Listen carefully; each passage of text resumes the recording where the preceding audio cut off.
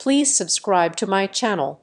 This is my sincere request to you. That morning, I sat in the courtroom as the only person who knew exactly how this pathetic play would end. My stepmother sat exactly 12 feet away, wearing her fake tears like expensive jewelry while telling the judge I had entirely lost my mind. Our relatives leaned toward her, but I was not there to plead my innocence. I was only waiting for the exact moment the judge would remove his glasses and realize her documents were pure legal forgery. My name is Delilah Hudson. The air inside the Davidson County Chancery Court was heavy and tasted of floor wax and stale coffee. It was a Tuesday morning in Nashville, the kind of morning where the humidity outside choked the breath from your lungs. But inside this room, the temperature was kept at a freezing and calculated chill. The mahogany benches were hard. The lighting was fluorescent and unforgiving. It was the perfect stage for an execution. My execution.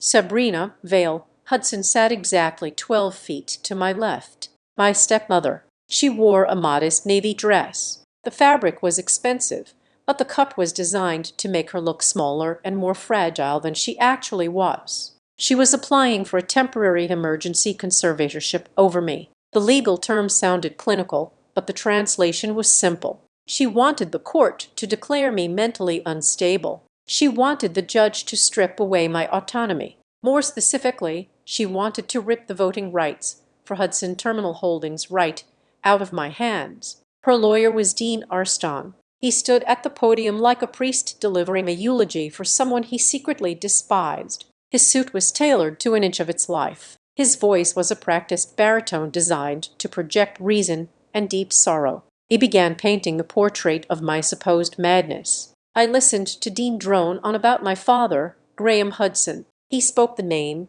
as if he had actually known the man. He talked about the empire my father built from dirt and diesel fuel. He described the sprawling logistics network, the massive shipping containers, the thousands of moving parts that kept the region alive. And then he pointed at me. He described me as the weak link, the broken daughter who could not handle the pressure of the crown. He told the court that I was a hazard to my own family. He used words like unstable and grieving and erratic. He wove a narrative of a daughter completely broken by the sudden death of her father, a daughter who was now actively dragging her father's massive industrial legacy down into the mud. He gestured toward me with an open palm, as if presenting a wounded bird to the judge. He claimed my grief had morphed into a severe cognitive decline. Every lie was wrapped in velvet. Sabrina did not accuse me of malice. She accused me of incompetence caused by sorrow. That was her brilliance. If she called me a thief,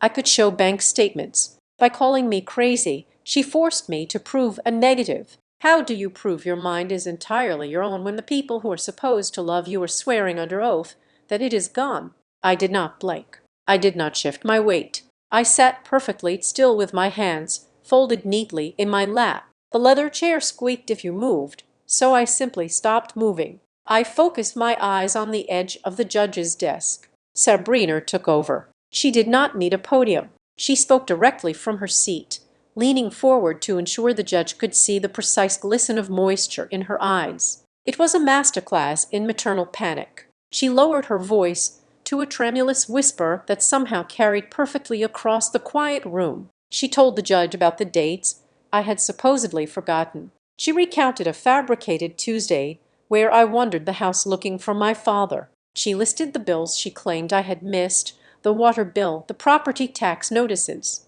She said my speech was disorganized. She claimed I had entirely lost my orientation of time. She painted a picture of a woman wandering blindly through her own life, incapable of distinguishing morning from night. She recounted a specific incident. She said I had called her at 3:00 in the morning asking why the freight trucks were not moving. She claimed I was crying hysterically about phantom contracts. It was a beautiful fiction. The details were so specific that anyone listening would assume they had to be true. Who would invent a story about a 3 in the morning phone call regarding logistics contracts? She dabbed the corner of her eye with a pristine white tissue. She did not wipe. Wiping would ruin the makeup. She merely pressed the cotton to her skin to absorb the fake sorrow. I let her speak. I did not interrupt. I did not defend myself. I sat trapped inside my own silence and listened to the rhythmic thumping of my own heart. I was counting. Deep in my mind, I was looking at a calendar. There were exactly 11 days left.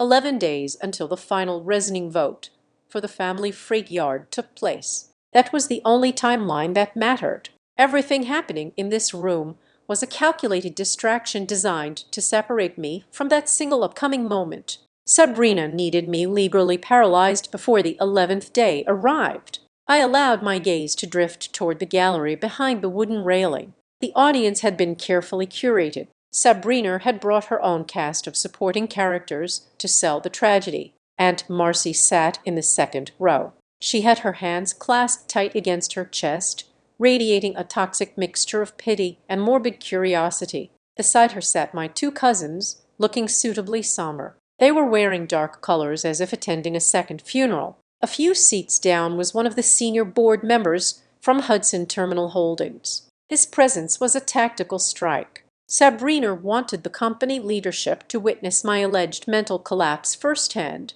I felt the eyes of the board member drilling into the back of my neck. He was taking notes, mental calculations of how fast the stock would plummet if the heir's apparent was committed to a psychiatric facility. Sabrina was not just stealing my freedom today. She was actively destroying my professional reputation in real time. She was salting the earth so that even if I survived this hearing, I would never command the respect of the board again. And scattered around them were a handful of Sabrina's acquaintances, women from her charity luncheons and country club dinners. They were brought in as props, background extras hired to nod in silent agreement while the wicked stepmother played the martyr. At the front of the room, Judge Hal Reed presided over the circus. He leaned back in his high leather chair, resting his chin on his knuckles. He looked exhausted. He had the deeply lined face of a man who had spent 3 decades listening to spouses lie to each other and business partners stab each other in the back.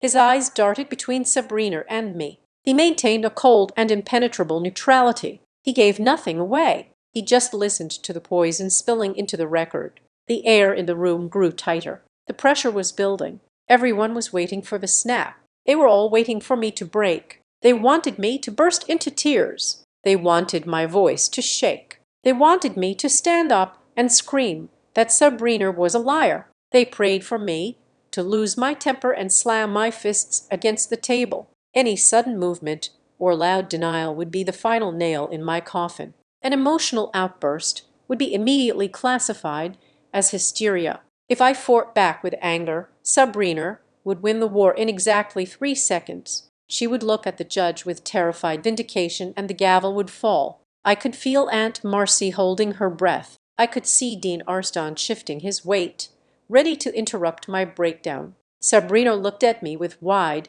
innocent eyes, silently begging me to explode. Instead, I took a slow and measured breath. I inhaled the freezing air of the courtroom and let it settle in my lungs. I uncrossed my ankles. I placed my palms flat on the wooden table in front of me and pushed myself up. My chair did not scrape against the floor. I stood tall. The courtroom fell entirely silent, the kind of silence that rings in your ears. I reached down with my right hand and calmly adjusted the single button of my charcoal blazer. The tiny metallic click echoed sharply. I looked directly at Judge Reed. I kept my face entirely devoid of emotion. My voice was low, even and smooth like polished glass. I stated that I did not wish to offer a rebuttal just yet. I informed the court that I preferred to wait until my stepmother had entirely finished her statements. I requested that she be allowed to place every single one of her accusations completely on the official record and under the strict penalty of perjury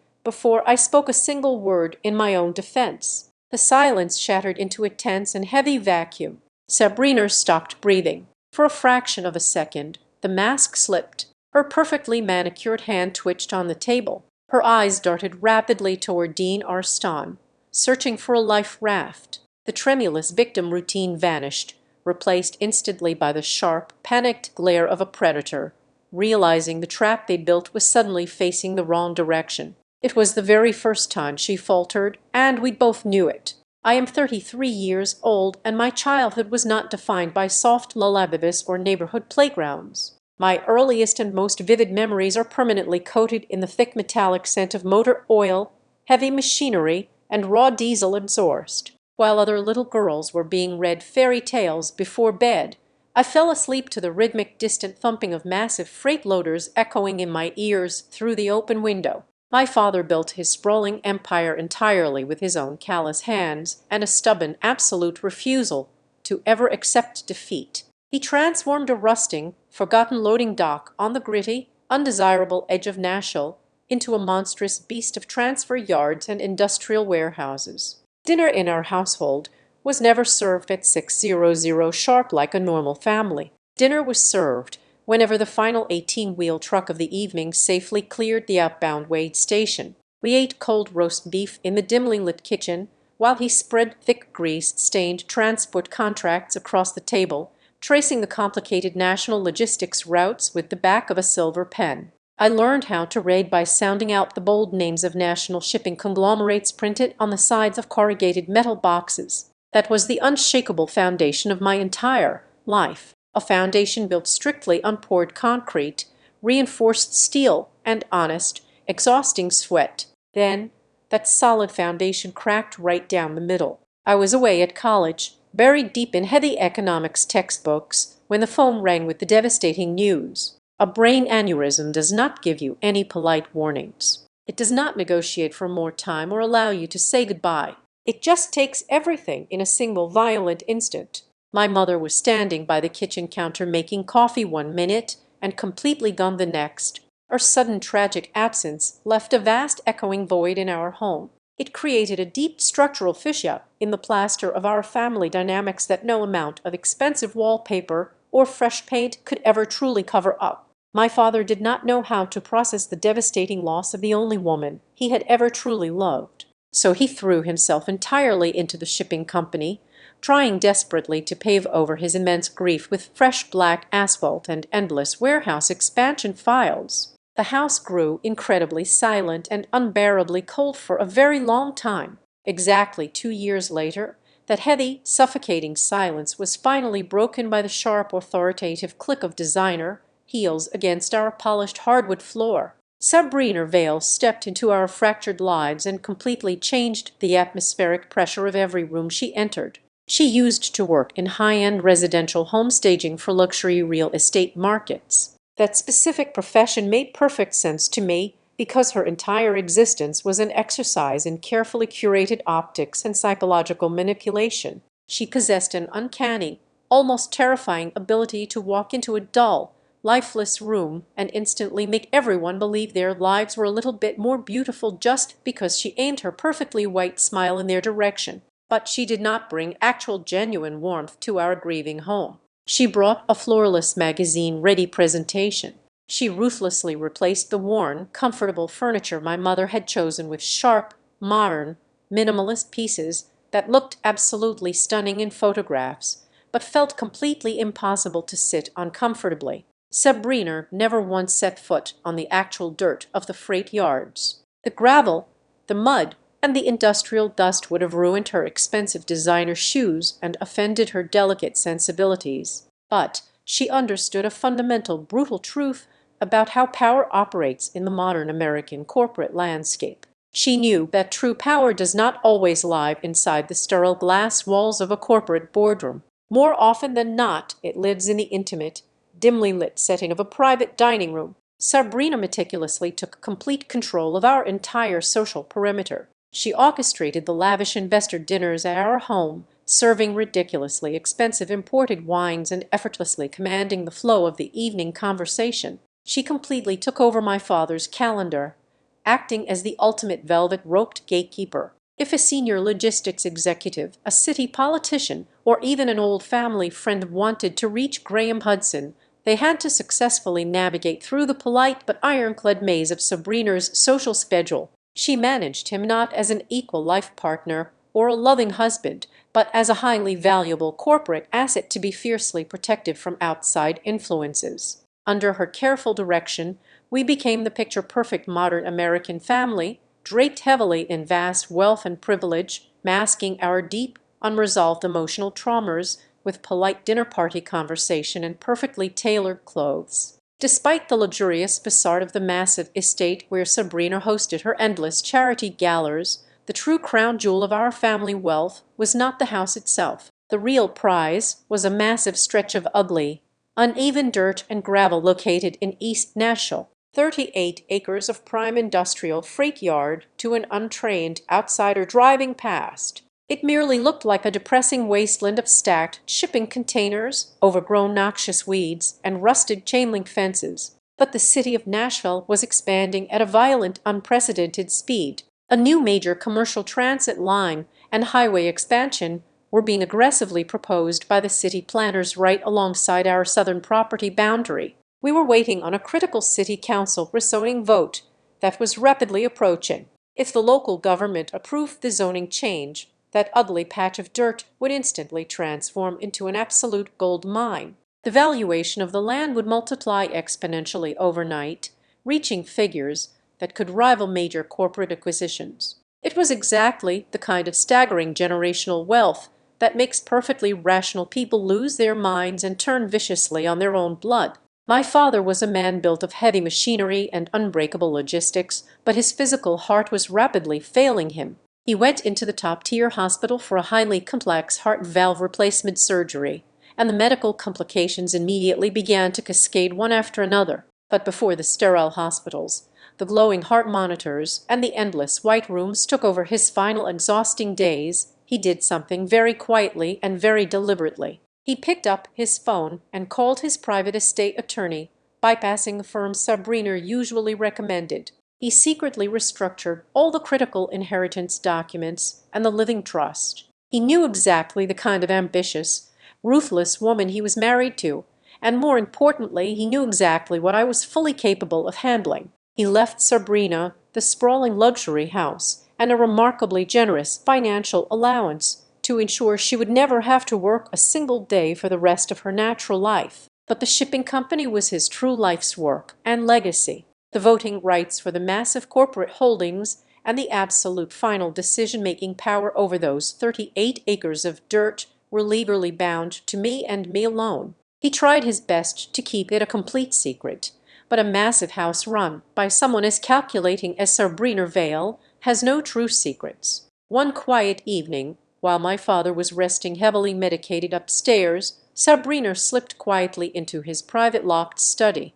I know this for an absolute fact because the internal security logs on the home internet server showed the heavy oak door opening shortly after midnight. She found the updated legal files hidden deep in his bottom desk drawer. She took higher-resolution photographs of the amended trust documents with her smartphone in the pitch-black dark. The metadata from the home network activity painted a very clear and completely undeniable picture of her midnight discovery. From that exact night forward, a fundamental psychological shift occurred within her. The carefully crafted soft mask of the devoted, deeply worried wife slipped right off her face and shattered on the floor. She no longer acted like a vulnerable woman terrified of losing the older man she deeply loved. She began moving, operating, and calculating exactly like a ruthless corporate raider who had just realized she was about to be cut entirely out of the most lucrative real estate business deal of her entire life. She started looking at me not as a grieving stepdaughter in need of comfort, but as the absolute, only obstacle standing between her and an unimaginable fortune. Sabrina did not construct this elaborate guillotine by herself. An ambitious woman who operates entirely on optics requires a partner who operates comfortably in the shadows. His name was Nolan Boss. He was a commercial industrial land broker who wore custom suits that cost more than a standard mortgage payment and possessed a practice smile that never quite reached his cold, dead eyes. Their partnership was not merely a recent development born from my father passing away. The digital breadcrumbs and quiet whispers in the local real estate circuit suggested they had been intimately involved long before the hospital machines ever flatlined. They were sharing expensive hotel rooms and sending encrypted messages, while my father was still legally drawing breath. Their mutual objective was incredibly straightforward and ruthlessly efficient. It was a classic corporate hostile takeover disguised as a tragic family crisis. If I could be formally declared mentally incompetent by a sitting judge, my temporary conservator would immediately inherit my corporate voting rights. Sabrina would suddenly hold the ultimate veto power over Hudson Terminal Holdings. And with that unbridled power, she and Nolan planned to force the company to sell the massive freight yard for absolute pennies on the dollar. They had already set up a shadow corporation specifically designed to swallow the land right before the city council finalized the highly anticipated rezoning vote. Once the city officially approved the new transit lines, their hidden company would instantly flip the property and walk away with hundreds of millions of dollars, while the Hudson legacy was left holding an empty paper bag. But to convince a conservative judge that a perfectly sane woman needed to be stripped of her legal autonomy, you cannot just claim she is terribly sad. You have to prove she is fundamentally dangerous to the survival of the business.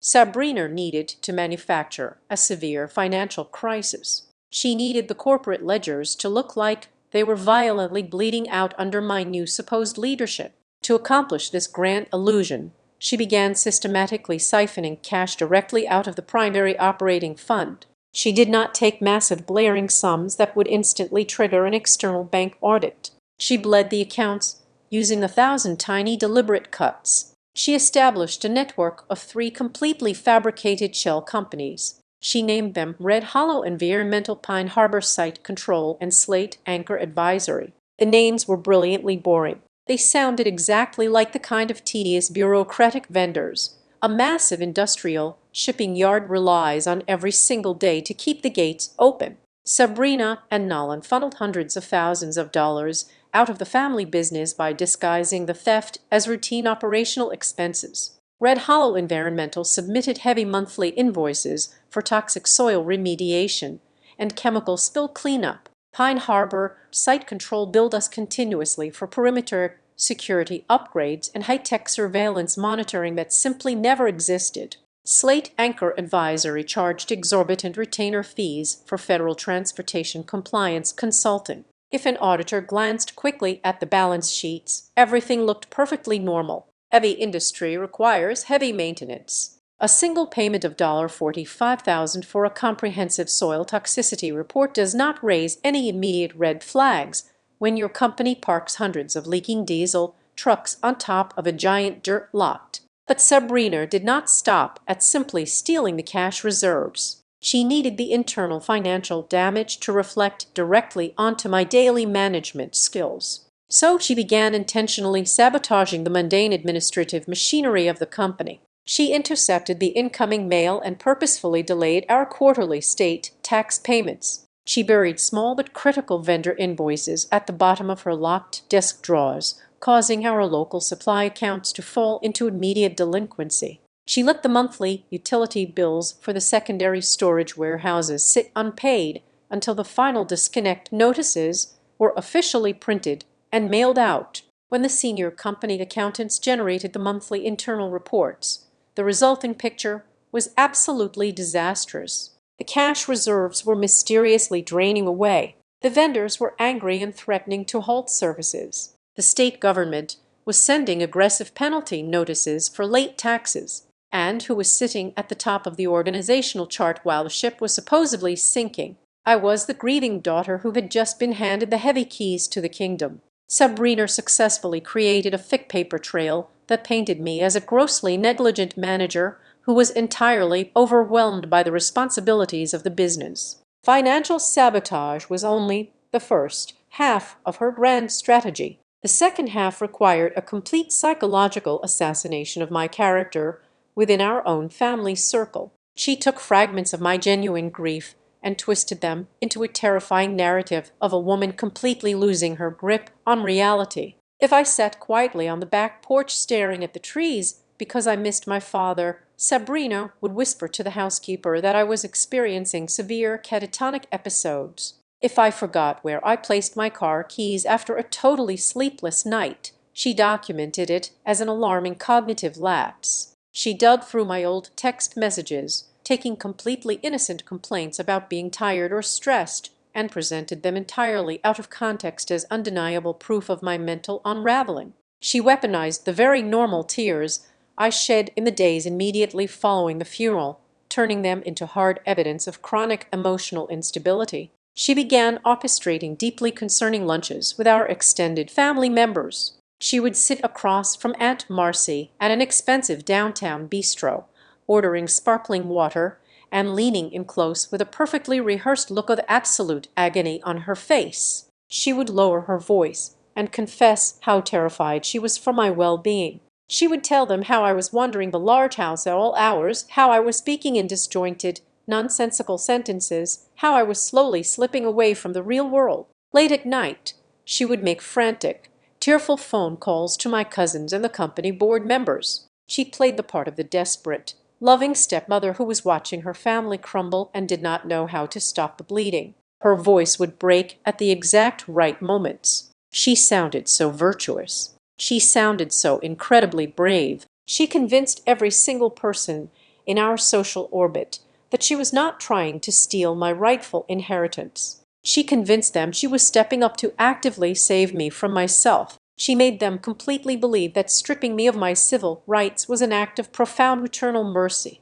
Nolan Voss was the architect of the real estate side, ensuring the trap was legally binding. He knew exactly which city officials to take to expensive steak dinners and which zoning board members needed quiet campaign contributions. He was the one who drafted the predatory purchase agreement for the 38 acres. The contract was a masterpiece of legal theft. It included buried clauses that would allow his shadow corporation to acquire the land for roughly 25% of its actual post-signing market value. And because Sabrina was aggressively positioning herself to be my legal conservator, she would be the one holding the pen when it came time to sign that disastrous contract on behalf of the company. They were moving incredibly fast. The velocity of their scheme was terrifying. Every single day, another $10,000 vanished into the dark void of Pine Harbor site control. Every single week, another critical late notice arrived in the mail, artificially inflating the false narrative of my incompetence. I watched them do it. I sat in the exact same house, ate at the exact same dining table, and quietly observed the two of them dismantling my family legacy piece by piece. The emotional isolation was the heaviest burden to bear. I could not tell Aunt Marcy the truth because Sabrina had already inoculated her with vicious lies. If I claimed my stepmother was stealing hundreds of thousands of dollars through fake environmental companies, I would sound exactly like the paranoid lunatic Sabrina claimed I was. The trap was so elegantly designed that any attempt to fight back using normal methods would only trigger the final mechanism. It was a brilliant, flawlessly executed conspiracy. She built a solid cage out of fraudulent invoices, delayed taxes, and perfectly acted sympathy. She locked me inside and confidently waited for the judge to throw away the key. But Sabrina made one massive catastrophic miscalculation. She spent so much time carefully constructing her fraudulent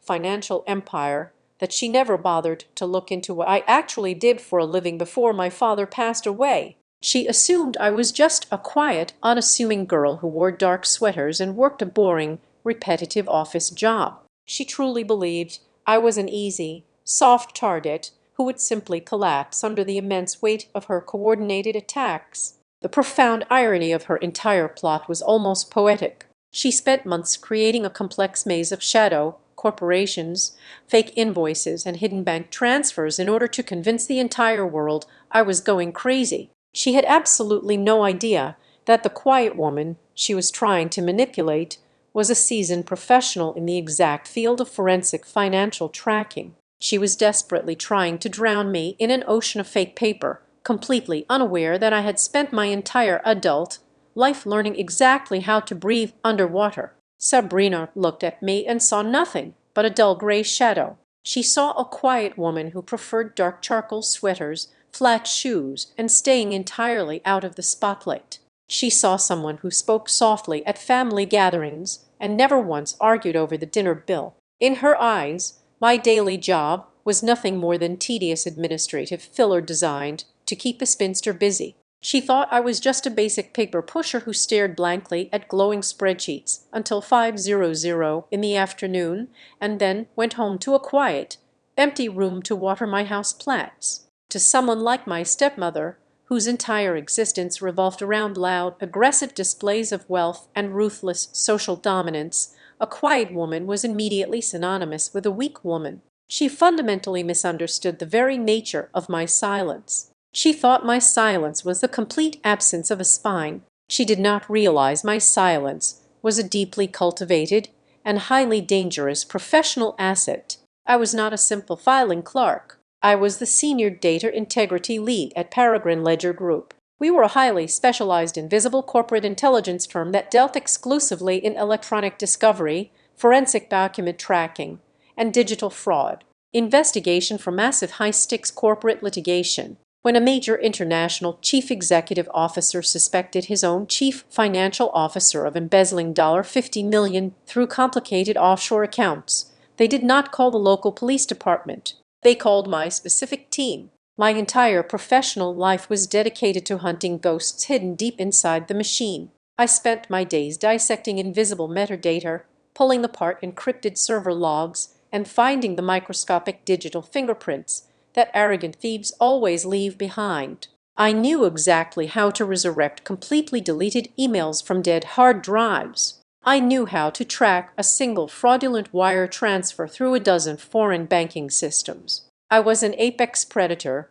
who hunted quietly in the deep freezing waters of corporate data. It only took me exactly 72 hours after we buried my father to spot the very first anomaly. I was sitting at his old heavy mahogany desk reviewing the monthly expense reports from the previous quarter. My eyes have been professionally trained for over 10 years to recognize unnatural numerical patterns, and the documents sitting right in front of me were practically screaming. The printed invoice numbers from the 3 brand new vendor companies were completely sequential. A legitimate environmental cleanup crew and an independent site security firm do not accidentally issue invoice number 401 and invoice number 402 on the exact same afternoon. It is a mathematical and statistical impossibility. Then I looked closely at the automated clearinghouse payment models. The routing sequences for the outgoing cash were perfectly identical. When I pulled the digital payment vouchers directly from the company server, I immediately checked the hidden file properties. The naming conventions for the portable document formats were far too synchronized. Every single file was titled using the exact same 8-digit date structure, followed immediately by a hyphen and a lowercase internal department code. They were clearly not generated by 3 entirely different external billing departments. They were generated by the exact same human hand sitting at the exact same computer keyboard. Any normal grieving daughter would have immediately marched straight into the living room, thrown the forged papers onto the glass coffee table, and demanded a tearful confession. But I knew far better than that. Direct verbal confrontation is the absolute worst weapon you can possibly use against a narcissist. If I showed Sabrina my hand too early, she would simply feign absolute ignorance. She would blame a careless bookkeeping error made by a junior staff member. Then, the very second my back was turned, she would permanently wipe the server logs, physically destroy the local hard drives, and completely change her theft methodology. Worse yet, she would take my righteous anger and twist it violently against me. She would immediately tell everyone in our social circle that I was experiencing a paranoid, manic episode brought on by intense grief. If I yelled, she would win the war. So I did the hardest, most painful thing a person can do when they know they are being actively robbed. I smiled, I nodded, and I played completely dumb. I actively leaned into the pathetic, fragile character she had written for me. I desperately needed her to feel overwhelmingly confident,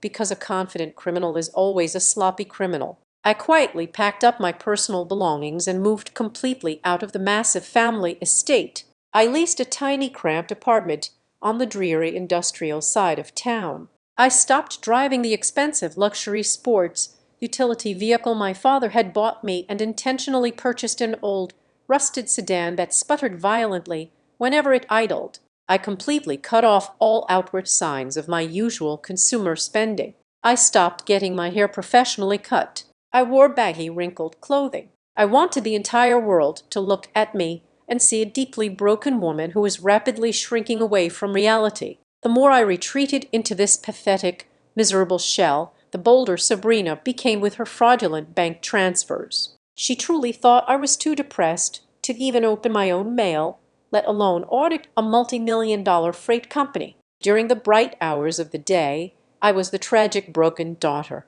But late at night, locked inside my tiny apartment, I went to war. I bought a cheap plastic folding table and turned my small living room into a digital command center. I bypassed the company firewall using backdoor administrative credentials my father had secretly given me 3 years ago. I began mapping out my own private impenetrable chain of evidence. Every night at exactly 11:00, I brewed a pot of dark roast coffee and opened my encrypted laptop. I did not just look at the surface of the files. I looked at the dark matter hiding underneath. For example, one of the heavy invoices from Pine Harbor Site Control claimed to be officially generated back in January. But when I extracted the EXIF metadata from the digital document, it revealed a very different truth. The document was originally authored using a specific commercial word processing software update that was not officially released to the public until late March. Furthermore, the creator tag buried in the file properties belonged to a registered user named mvoss. They were so incredibly arrogant, they did not even bother to scrub their own digital footprints before uploading the fake bills to our accounts payable server. I painstakingly traced the Internet Protocol addresses used to approve the outgoing wire transfers. My father always approved transfers from his desktop computer at the main office, which possessed a static address. But these new rapid approvals were bouncing all over the city. One massive transfer approval originated from a high-end luxury hotel downtown at the exact same time Sabrina was attending a highly publicized charity luncheon in their grand ballroom. Another approval pinged off a cellular data tower located less than half a mile from Voss and his private real estate brokerage firm. I pulled the state registration records for the 3 shell limited liability companies. I verified the digital signatures on the newly drafted vendor contracts and compared the hidden document version histories. I was slowly building an absolute fortress of pure, unadulterated data. I knew I could not bring this massive pile of evidence to a standard flashy corporate attorney. A loud, aggressive lawyer would immediately send a formal cease and desist letter, which would instantly tip Sabrina off and ruin the trap. I needed a legal sniper. That is exactly why I found Nina Barrett. Nina was a fiercely private litigation attorney who operated entirely out of a tiny unmarked office above a local bakery. She did not wear expensive designer suits or boast about her trial win rate at country clubs. She was cold, meticulous, and possessed a terrifyingly precise understanding of evidentiary law. I only shared a small fraction of my findings with her during our very first meeting, just enough to mathematically prove I was not crazy. Nar instantly understood the assignment. She knew that this specific kind of war was not won by shouting loudly in a crowded room. It was won by quietly assembling a chain of evidence so incredibly heavy that it would completely break the neck of anyone who tried to lift it. We sat in her cramped office, drinking cheap black coffee out of paper cups, and formulated the final strategy. I explained my ultimate conclusion to Nina. I told her that merely exposing the stuff of funds and stopping the bleeding was not nearly enough. If we just sued Sabrina for the stolen money in civil court, she would hire a massive team of expensive lawyers, drag the civil case out for 10 agonizing years, and eventually settle for a tiny fraction of what she actually stole. She would walk away bruised, but essentially unpunished and wealthy. I did not want a quiet settlement. I wanted complete, total, absolute annihilation. To achieve that specific level of destruction, I needed Sabrina to confidently step into the center of a federal courtroom and lie directly to a sitting judge. I needed her to formally file the fraudulent legal documents herself. I needed her to raise her right hand, swear a binding oath to God, and condemn herself with her own words. The trap had to be entirely self-inflicted. The predator had to willingly step into the steel jaws, wearing her own expensive shoes, entirely convinced she was walking toward a massive feast. The days leading up to the official court date were a masterclass in psychological suffocation. I was forced to navigate my own life as if I were walking barefoot across a floor covered in shattered glass. The hardest part of this silent war was not tracking the stolen funds. The hardest part was surviving the Sunday dinners. Sabrina insisted on maintaining our weekly family meals at the main house under the guise of keeping the family together during our period of shared grief. In reality, she was transforming the massive mahogany dining table into a hostile interrogation room. She would sit at the head of the table, pouring expensive red wine and slicing into roasted meats, while meticulously dissecting my sanity in front of an audience. Her attacks were always disguised as profound maternal concern. She would stop chewing, rest her silver fork on the edge of her porcelain plate, and look at me with wide, sorrowful eyes. She would ask how many hours I had slept the night before. She would lean forward and softly inquire if I had remembered to take the herbal sleep supplements she had sent to my apartment. She would remark on how incredibly pale my skin looked under the dining room chandelier. Then she would drop the heaviest anchor of all. She would reach out, gently touch my wrist, and ask if I was still hearing my father walking down the upstairs hallway at night. It was a brilliant and utterly ruthless tactic. If I vehemently denied hearing ghosts, I would sound defensive and agitated. If I simply stared at my plate in silence, my lack of response was immediately interpreted as a catatonic symptom of deep depression. So I chose the middle ground.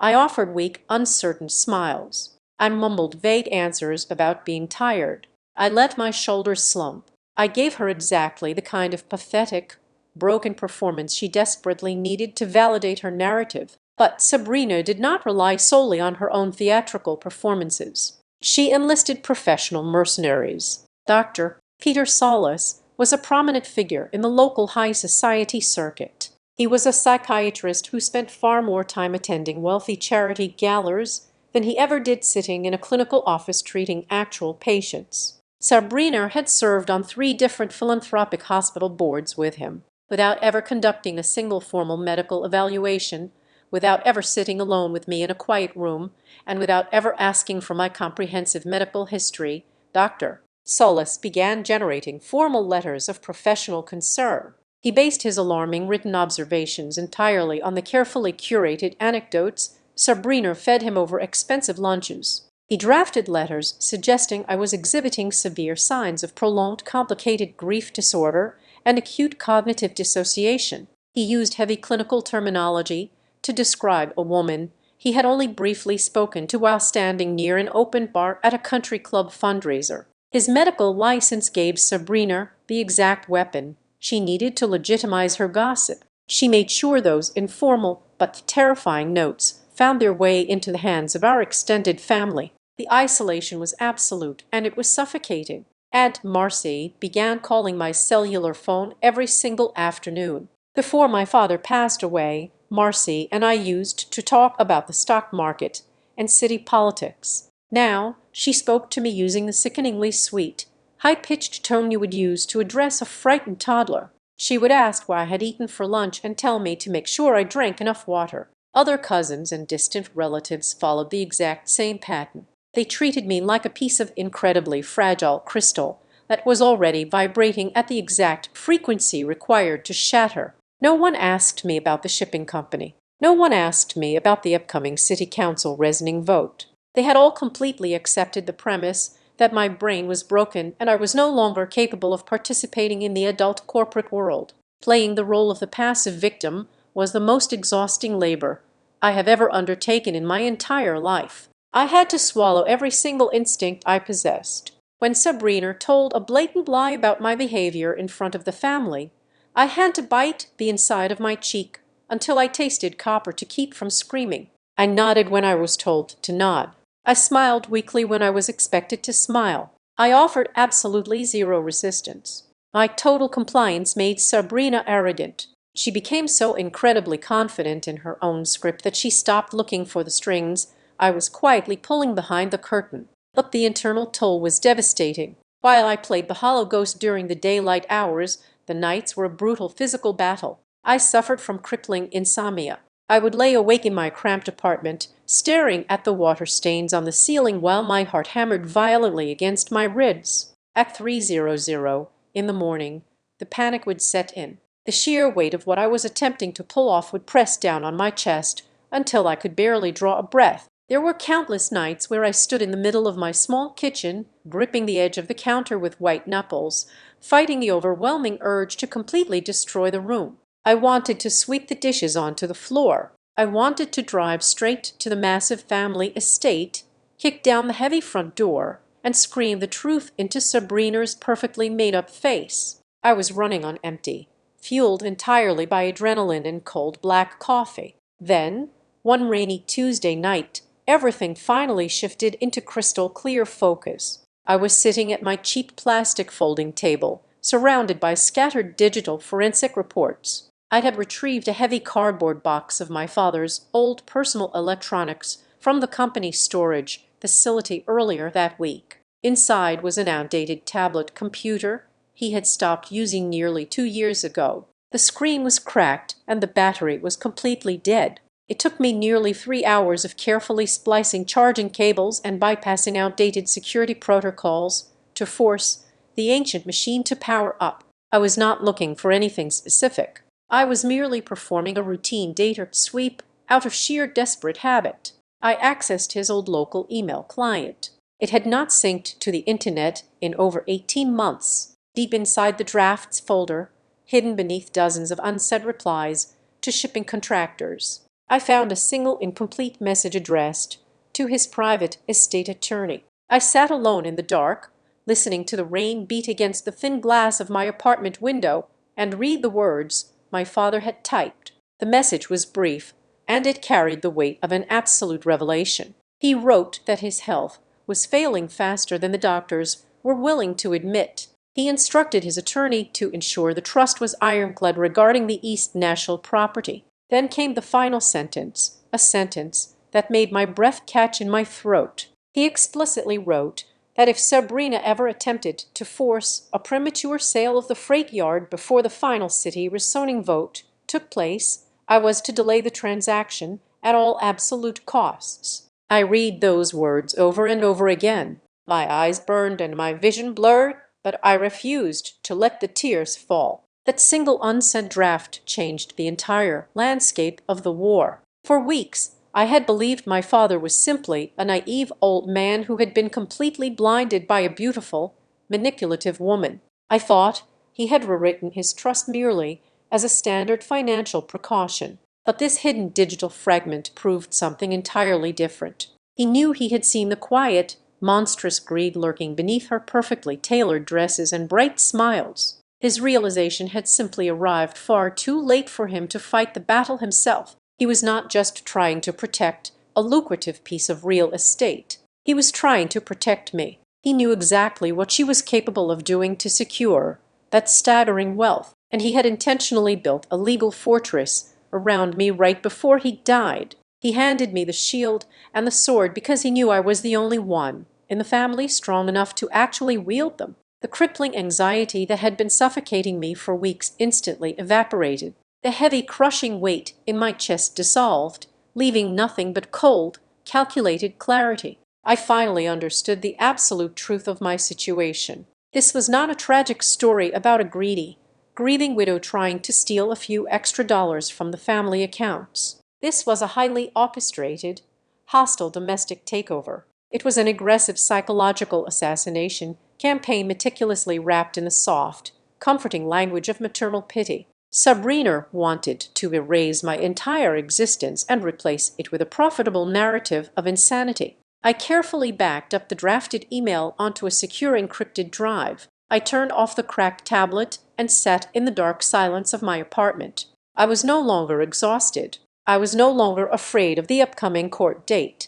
The trap was fully set. The evidence was locked, and my father had just given me his final blessing from beyond the grave. Sabrina thought she was walking into a courtroom to put down a sick animal. She had absolutely no idea she had just locked herself inside a cage with a predator who was finally ready to eat. When the official petition for an emergency conservatorship finally landed on the docket, it was a masterpiece of legal fiction. Sabrina did not merely ask the court to monitor my personal health. Her filing contained a highly specific secondary motion requesting the immediate and temporary transfer of my corporate voting shares at the logistics company. She argued that the enterprise was bleeding cash so rapidly that the court needed to install her as the proxy voter to stop the financial hemorrhage. The evidentiary binder her legal team submitted to the court clerk was thick enough to break a toe if you dropped it. It contained 4 primary pillars of fabricated evidence.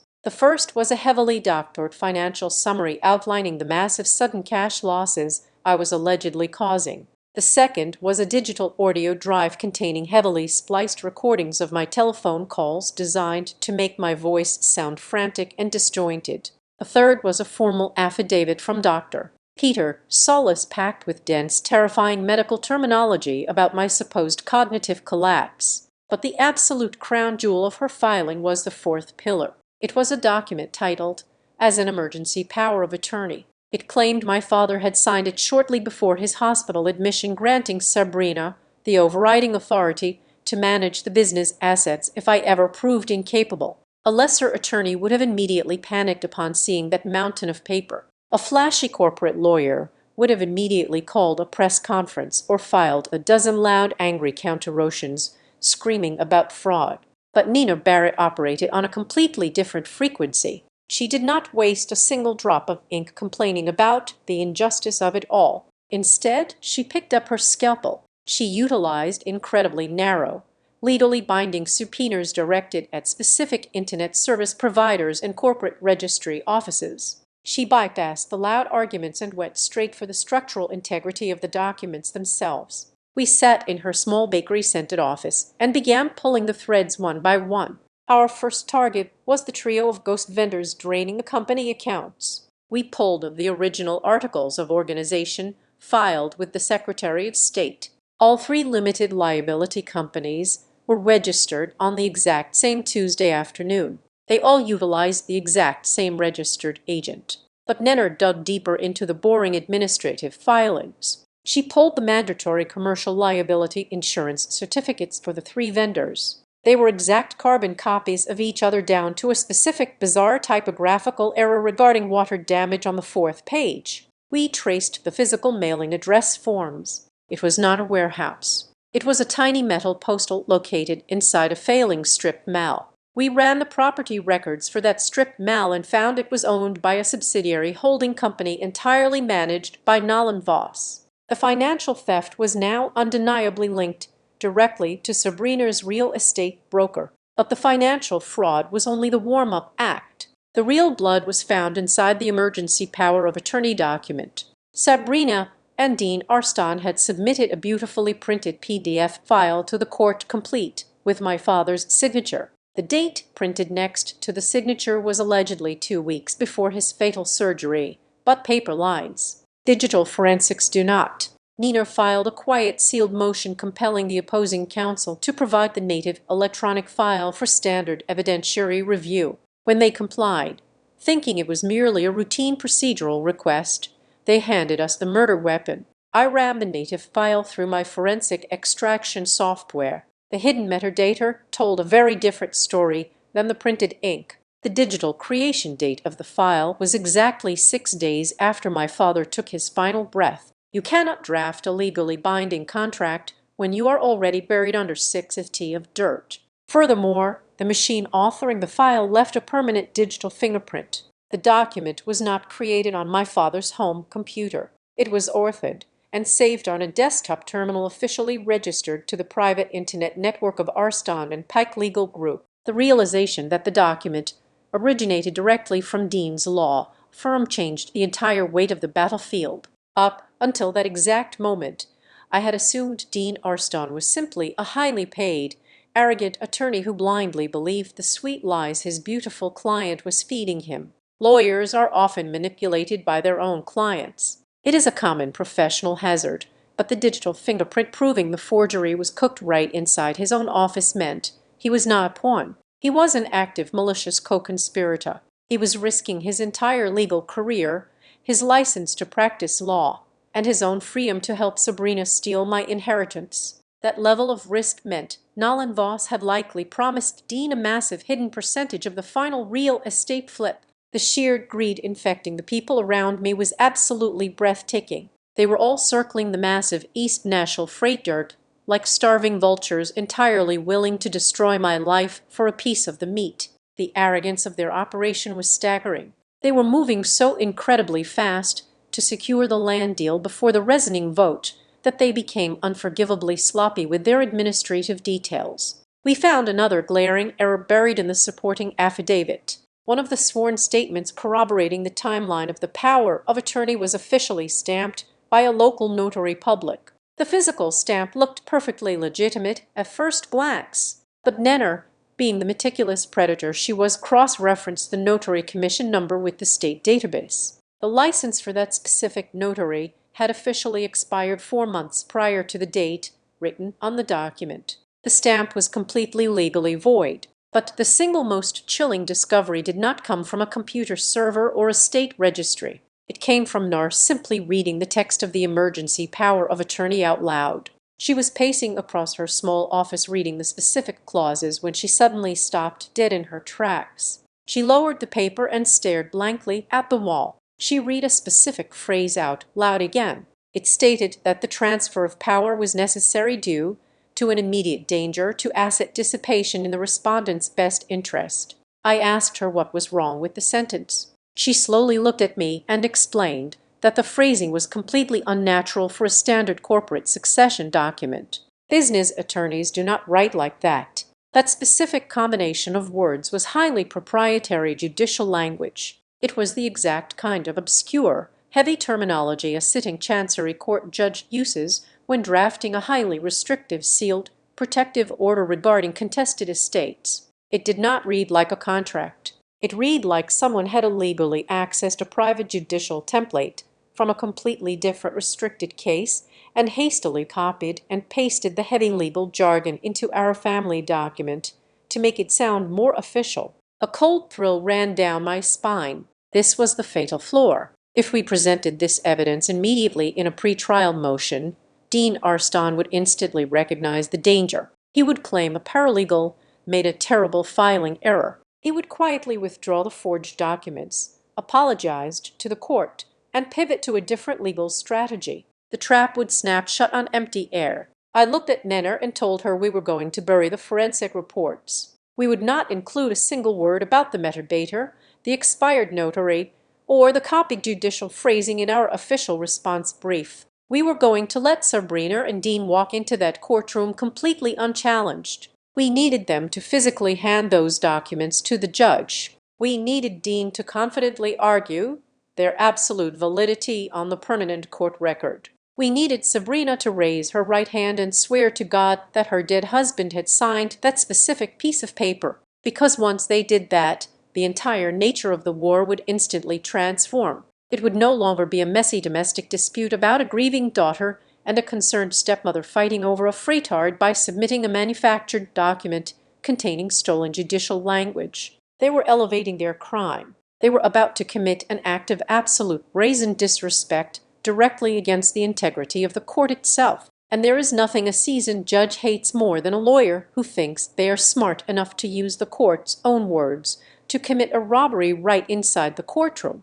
I was holding the ultimate silver bullet, and I intended to wait until they were standing point blank before I finally pulled the trigger. The heavy oak doors of the courtroom swung open at exactly 9:00 in the morning. The air inside the room was completely stagnant, smelling faintly of old paper and bitter anticipation. Sabrina glided down the center aisle, wearing a flawlessly tailored cream-colored suit. The pale fabric caught the harsh fluorescent overhead light, making her look almost angelic to the untrained eye, but my eyes immediately locked onto her left wrist. She was wearing my father's vintage silver timepiece. The heavy metal band hung slightly loose on her delicate arm, but she wore it exactly like a conqueror displaying the absolute spoils of a violent war. Every single time she moved her hand, the watch flashed a brilliant silver warning across the room. She was silently broadcasting absolute ownership over our entire family legacy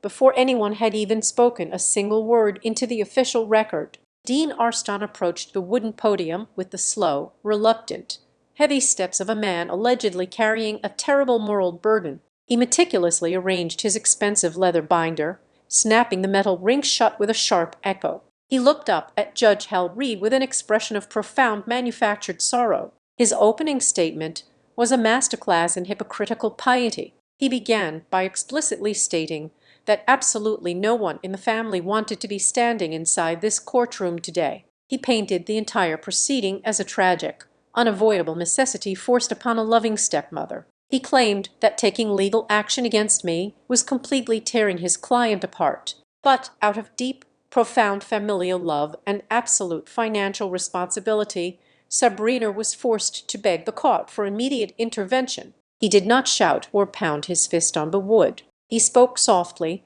using the gentle, weary tone of a disappointed parent, making his character assassination sound entirely like a desperate act of mercy. He expertly laid the foundation, framing me not as a calculating villain, but as a tragic victim of my own collapsing mind. Then they called their so-called expert to the stand. Dr. Peter Solis sat down in the witness chair, carefully smoothing the lapels of his dark gray designer jacket. He exuded an overwhelming air of detached clinical authority. When Dean asked him to evaluate my mental state, Dr. Solis did not look at me once. He refused to make eye contact with the woman he was actively attempting to destroy. He looked directly at the judge and unleashed a terrifying avalanche of vague but completely devastating medical terminology. He confidently diagnosed me from across the room using heavy, terrifying words like cognitive disorder, prolonged grief reaction,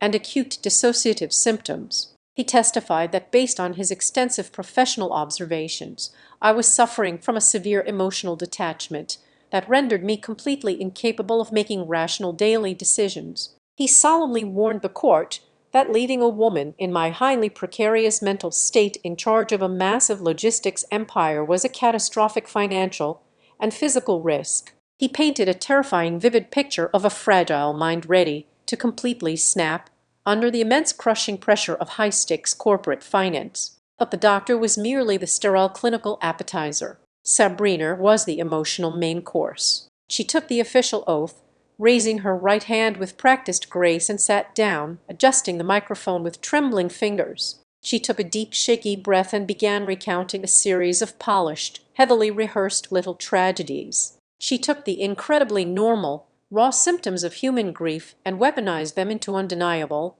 hard evidence of severe pathology. She told the court about a Tuesday evening where I completely forgot to eat dinner, staring blankly at the kitchen wall. She described a Thursday morning where I accidentally mixed up the days of the week, missing a routine dental appointment. She testified that I routinely ignored urgent business emails for 3 or 4 hours at a time, sitting alone in the dark. I sat there listening to her completely rewrite my reality. The sheer audacity of her lies was almost mesmerizing. She took the most agonizing days of my life and turned them into a cheap theatrical script for her own personal financial gain. I had to focus entirely on the grain of the wood on the table in front of me to keep my face completely blank. The most sickening moment of her entire performance was when she described finding me standing alone in the backyard. She lowered her voice to a fragile, tearful whisper that echoed perfectly through the silent room. She claimed she had watched me standing completely motionless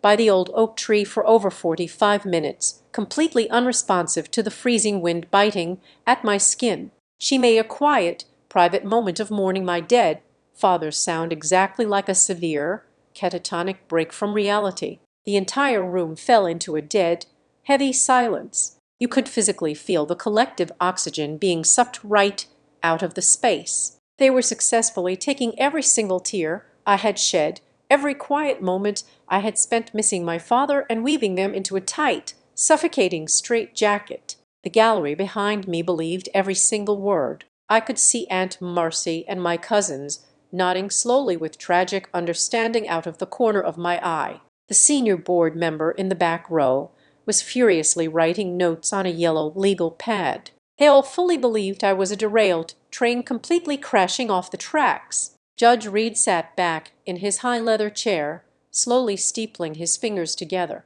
He had listened to the entire suffocating performance with a completely unreadable expression. He slowly turned his head and looked directly down at me from his elevated bench. The courtroom went entirely still. The silence was absolute and terrifying. It was the kind of heavy quiet that makes your own pulse pound loudly in your ears. He leaned forward, resting his elbows on the polished wood, and asked me if I had anything to say in response to these incredibly grave allegations. Across the aisle, the entire opposing table completely froze. Sabrina stopped pretending to wipe her eyes with her pristine white tissue. Dean Arston leaned forward slightly, bracing his hands against the heavy wooden table. They were all holding their collective breath, absolutely desperate for me to make a fatal, unroverable mistake. They wanted me to scream. They wanted me to passionately call Sabrina a liar. They wanted my voice to crack and my hands to shake uncontrollably.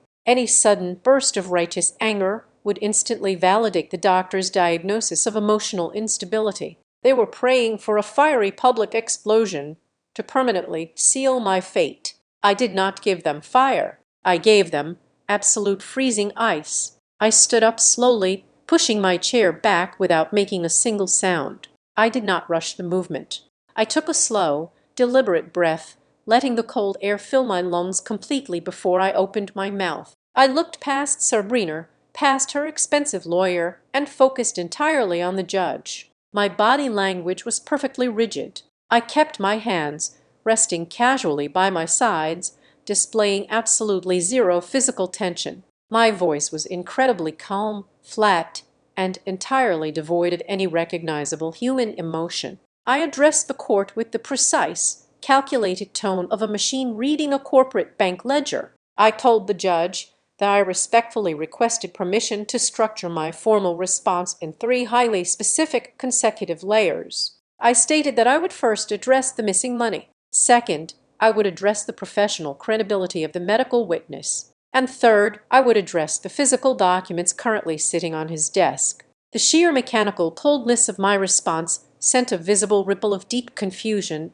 through the room. My extreme, unnatural composure completely threw them off balance. Aunt Marcy exchanged a worried, terrified glance with her daughter. Sabrina actually relaxed her shoulders, sinking slightly back into her chair with a look of arrogant triumph washing over her face. In her completely twisted mind, my completely flat effect and total lack of outrage proved exactly what they were claiming. She truly thought my emotional paralysis was undeniable proof that I was completely broken and incapable of fighting back. Judge Reed studied my face for a very long, quiet moment. His dark, piercing eyes searched for any hidden cracks in my armor. Finding absolutely none, he gave a single slow nod of his head. He formally granted my request and instructed me to proceed with my first layer. Sabrina offered a tiny, almost invisible smirk, hiding it perfectly behind her tissue. Dean crossed his arms over his chest, looking entirely bored. Neither of them realized the catastrophic, unfixable mistake they had just made. They thought they had successfully pushed me into a dark, helpless corner. They had absolutely no idea that they had just willingly handed me the entire stage, and the curtain was about to violently rise on their total absolute destruction. I picked up the heavy leather binder resting on my table. I also grabbed a small silver flash drive. I walked slowly across the completely silent courtroom toward the elevated wooden bench. The rhythmic click of my flat shoes against the polished floor sounded incredibly loud. I handed the heavy stack of paper in the small digital drive directly to the court clerk, who passed them up to Judge Reed. I did not return to my seat. I stood entirely straight in the center of the room and looked directly at the man holding the gavel. I began with the absolute bottom line. I told the court that exactly $486,200 had been systematically drained from the primary corporate operating fund over the past 4 months. I stated that this massive sum of money did not disappear through poor management or economic downturns. It vanished through exactly 63 highly specific individual wire transfers. I watched Dean Arston stiffen in his chair. He was expecting a tearful defense of my sanity. He was absolutely not expecting a forensic accounting presentation. I explained to the judge that those 63 transactions were not executed randomly. They were mathematically perfectly timed. They occurred in tight, aggressive clusters exactly 48 hours before our internal monthly financial reporting deadlines. I pointed out that someone was deliberately engineering a severe cash flow crisis right before the corporate accountants generated the balance sheets. They were bleeding the company dry on a highly specific schedule specifically to manufacture the exact financial disaster they were currently blaming on my supposed mental collapse. Judge Reed flipped open the heavy binder. His eye scanned the top page. He asked me how I could prove these transfers were malicious and not simply routine business expenditures paid at the end of the month. That was the exact question I needed him to ask. I directed his attention to tab 3 in the binder. I explained that I had pulled the server access logs for the internal corporate payment portal. I did not just look at the usernames attached to the wire transfers because usernames can easily be stolen or spoofed. I looked at the raw Internet Protocol addresses and the hidden Wi-Fi access logs. I stated clearly for the official record that over 80% of those 63 fraudulent transfer commands originated from a specific residential Internet router. That router belonged to the massive estate where Sabrina currently resided. Sabrina physically jolted in her chair. The floorless crane suit suddenly looked a little less perfect. Her mouth opened slightly, but no sound came out. I continued without missing a single beat. I told the court that the remaining 20% of the fraudulent transfers were executed using a mobile cellular hotspot. I had legally cross-referenced the device registration logs. That specific mobile hotspot belonged to a cellular phone registered to Nolan Voss, the same Nolan Voss who was currently sitting quietly in the very last row of the courtroom trying to blend into the heavy oak paneling. I did not turn around to look at him, but I could feel the sudden violent shift in the atmospheric pressure behind me. Dean Arston scrambled to his feet, objecting loudly. He claimed this evidence was completely unverified and entirely outside the scope of a conservatorship hearing. He stammered that his client was simply paying legitimate vendors for necessary environmental cleanup and site security. I turned slightly to face Dean, keeping my voice entirely deadpan. I told him to look at tab 4. I addressed the room, explaining that Red Hollow Environmental Pine Harbor Site Control and Slate Anchor Advisory were completely hollow phantoms. I had pulled the State Transportation Department records. Not a single one of those 3 companies owned a commercial truck. I pulled the State Environmental Licensing Board records. None of them held the mandatory hazardous material handling permits required to legally step foot on an industrial freight yard. They had absolutely 0 payroll records and 0 registered employees. Their entire corporate existence consisted solely of beautifully designed invoices and a single metal post office box located inside a failing strip mall. They were stealing almost $500,000 to clean dirt they had never even seen. The silence in the room was no longer the heavy quiet of anticipation. It was the sharp, ringing silence of absolute shock. Then I dropped the largest hammer of them all. I told Judge Reed to turn to the final tab in the binder, the tab containing the ultimate end game. I explained that the stolen cash was merely the theatrical smoke used to hide the actual fire. I revealed that exactly 2 weeks ago, a new commercial legal entity named Crescent Basin Redevelopment Limited Liability Company had quietly filed a massive purchase option contract with the county clerk. They had placed a completely unsolicited predatory bid to purchase the entire 38-acre East Nashville freight yard. The purchase price listed on that hidden contract was insultingly low. It was a fraction of what the raw dirt was actually worth. I laid the entire brutal architecture of their conspiracy completely bare under the harsh courtroom lights. I explained the exact sequence of events. First, they drained the corporate cash reserves to create a terrifying internal panic. Second, they blamed the missing money on my supposed cognitive decline. Third, they dragged me into this exact courtroom to strip away my legal autonomy and steal my corporate voting rights. Fourth, Sabrina uses her newly acquired conservatorship power to forcefully accept that predatory lowball offer on behalf of the logistics company. And finally, once the City Council approves the massive transit rezoning vote next week, Crescent Basin Redevelopment instantly flips the land for hundreds of millions of dollars. They keep the massive profit margin entirely for themselves, leaving my family legacy completely gutted. I pointed out that Crescent Basin Redevelopment was legally organized by the exact same registered agent who set up the 3 fake vendor companies. It was a closed loop of absolute financial theft. In the second row of the gallery, the senior board member suddenly stood up. His face was entirely drained of color. His expensive briefcase slipped from his hand and hit the floor with a loud, heavy thud. He was staring directly at Dean Arston with a look of pure, unadulterated terror. He finally realized that the secure electronic signatures he had been trusting on the monthly executive summaries had been completely manipulated right under his own nose for months. The entire corporate board had been blindly marching toward a massive financial slaughter, and I was the only person who had actually read the map. The immaculate illusion of the grieving stepmother completely shattered into 1,000 jagged pieces. Sabrina could no longer hide behind her pristine tissue and her fake tears. The panic completely overrode her carefully practiced legal discipline. She slammed her perfectly manicured hands down flat on the wooden table and jumped to her feet.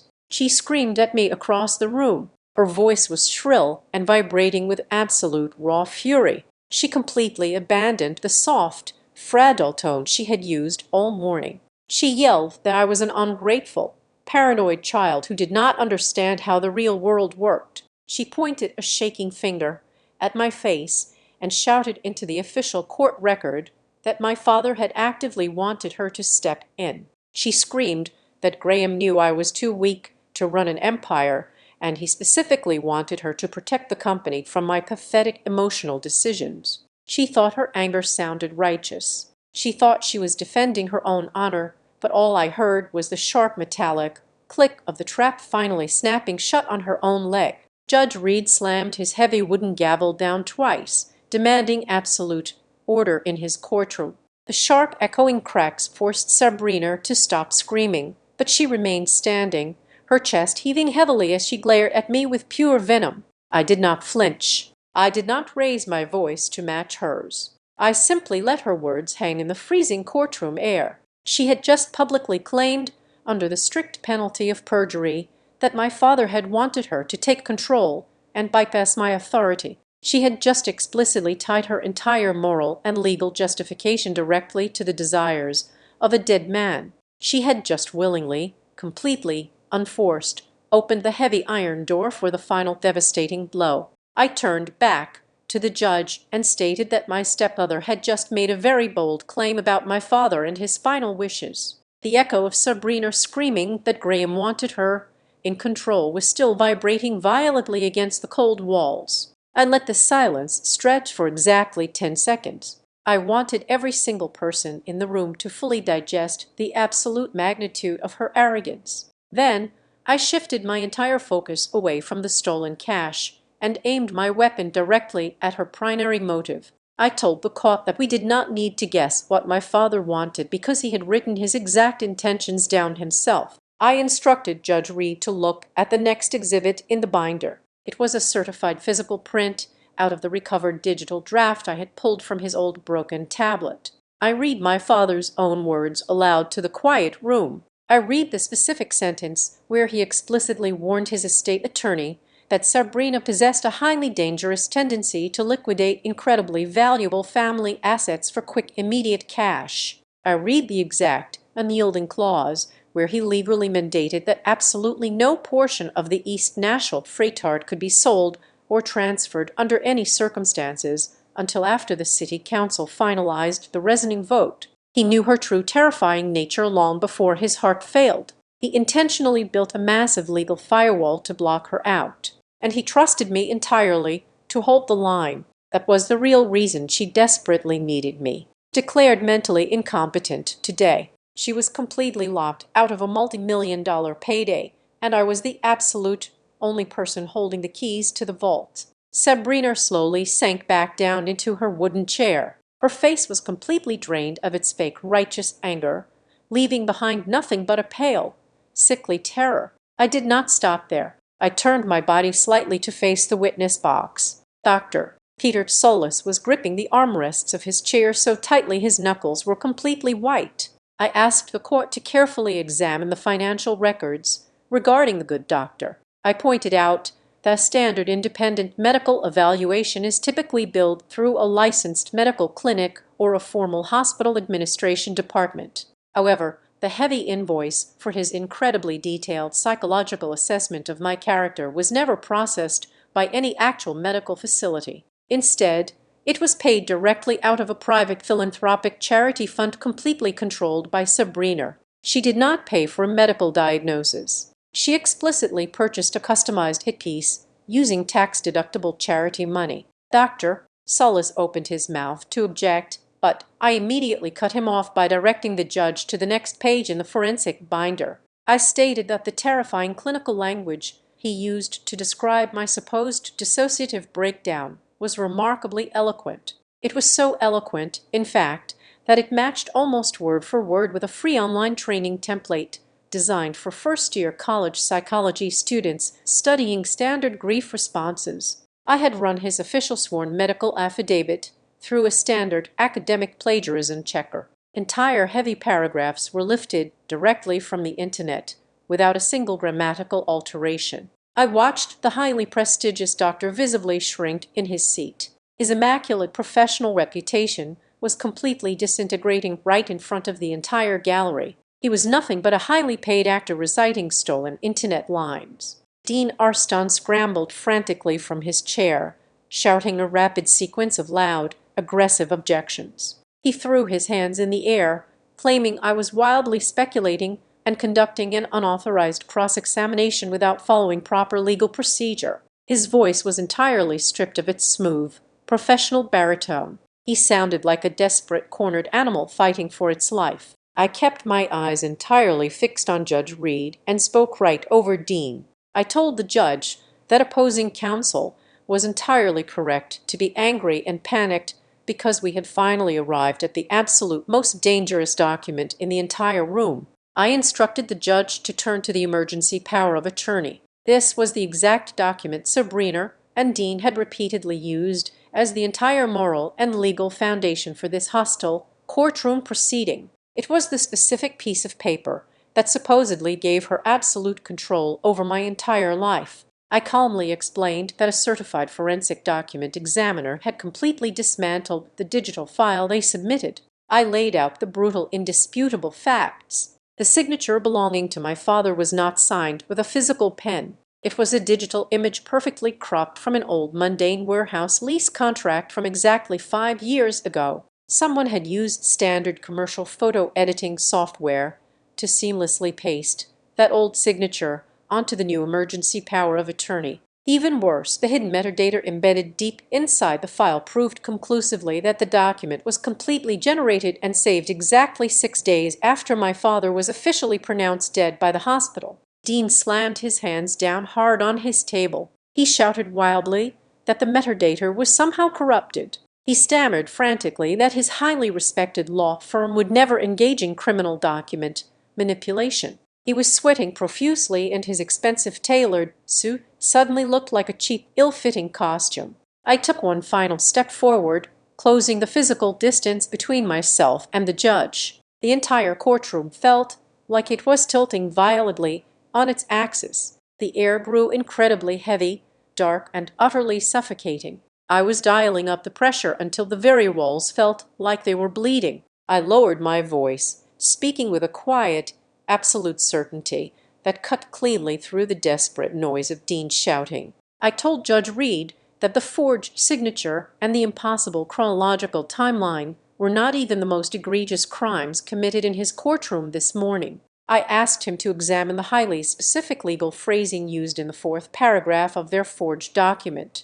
I asked him to look at the unique structure of the footer printed at the very bottom of the page. I stated clearly that my forensic data team had run a comprehensive comparative linguistic analysis on the specific jargon used in that exact paragraph. The phrase regarding the immediate danger to asset dissipation in the respondent's best interest was not standard corporate law language. I told the entire silent room that those specific words, that exact unique grammatical structure, and that highly specific footer layout belonged entirely to a heavily restricted sealed protective order. I paused intentionally, letting the terrible silence stretch tightly across the room like a piano wire. Then I delivered the final devastating blow. I told Judge Reed that the sealed protective order they had illegally plagiarized was originally authored and issued directly from his very own judicial chambers in a completely unrelated case. Dean completely stopped talking. He froze exactly where he stood, his mouth hanging slightly open in pure horror. Sabrina squeezed her eyes shut tightly as if she could somehow blot out the terrifying reality of what was happening. In the back row, Noem boss tried to quietly stand up and slip toward the rear exit, but a heavy-set courtroom bailiff immediately stepped directly into the aisle, blocking his path with a single slight shift of his massive shoulders. At the front of the room, Judge Hellreed completely stopped moving. He did not look down at Dean. He did not look across at Sabrina. He slowly picked up the fraudulent power of attorney document with both hands and held it perfectly still in the air. He stared at the printed words for what felt like an absolute eternity. The color of the room seemed to violently shift from a sterile fluorescent white to a deep bruised shadow. The sheer weight of the insult was almost physical. They had not just tried to steal my family inheritance. They had actively hacked into the sacred architecture of the legal system and tried to use this specific judge's own private words to commit a multi-million-dollar felony right to his face. Judge Reed slowly lowered the piece of paper back onto his heavy wooden desk. He reached up with slow, deliberate fingers and pulled his reading glasses off his face. He folded the arms of the glasses with a sharp, highly audible snap. When he finally looked up, his eyes were no longer neutral or exhausted. They were completely black cold and radiating a terrifying absolute authority. In that single microscopic moment, the entire pathetic theatrical play they had constructed completely collapsed into dust. Judge Hellreed did not put his reading glasses back on. He held them loosely in his right hand, allowing the folded frames to rest against the polished wood of his heavy desk. He did not need the lenses to read the fraudulent documents sitting in front of him because the words were already permanently burned into his memory. His voice, completely devoid of the tired neutrality he had displayed all morning, rolled across the silent courtroom like a low warning thunder. He recited the specific legal phrasing entirely from memory without looking down at the paper. He spoke the exact words regarding the immediate danger to asset dissipation in the respondent's best interest. When he finished reciting the sentence, he leaned forward. He locked his dark eyes directly onto Dean Arston. He stated that he recognized that highly specific string of words because he was the one who had personally drafted it. He explained that exactly 2 years ago, he presided over a highly sensitive conservatorship case involving a vulnerable ward. Because of the extreme privacy required, he had manually edited the standard protective order utilizing that exact unique phrasing. He then completely sealed that specific case file, locking it securely away from the public record. Judge Reed did not raise his voice, but the absolute deadly calm in his tone was far more terrifying than any loud shout. He asked Dean a very simple, direct question. He demanded to know exactly how proprietary language from a sealed judicial record managed to crawl out of the locked court archives and onto a private family document submitted by his prestigious law firm. He asked who precisely had illegally accessed the sealed files. Dean stood completely frozen behind his desk. The arrogant, impeccably dressed lawyer who had strutted into the room earlier that morning was completely gone. He opened his mouth, but absolutely no sound emerged. The silence that stretched across the courtroom was excruciating. It was the heavy, suffocating silence of a man actively realizing his entire professional career, his license to practice law, and his personal freedom were completely evaporating right in front of his eyes. Sabrina sat completely rigid next to him. All the fake blood had completely drained from her floorless face, leaving her skin a sickly ash and gray. She looked like a ghost who had just realized she was already dead. She instinctively reached up and grabbed the vintage silver watch on her wrist, gripping the metal band so tightly her knuckles turned entirely white. In the very last row of the wooden gallery, the panic finally overwhelmed Nolan Voss. He slowly stood up, trying to keep his movements incredibly small and completely invisible. He took one quiet step toward the heavy oak doors at the back of the room. He did not make it to his second step. The large, uniformed bailiff, who had been standing silently by the wall, nearly shifted his considerable weight, leaning his broad shoulders directly into the narrow aisle. The bailiff did not draw a weapon or say a single word. He just offered a cold, hard stare that communicated an absolute, undeniable physical boundary. Nolan slowly sank back down into his wooden bench, swallowing hard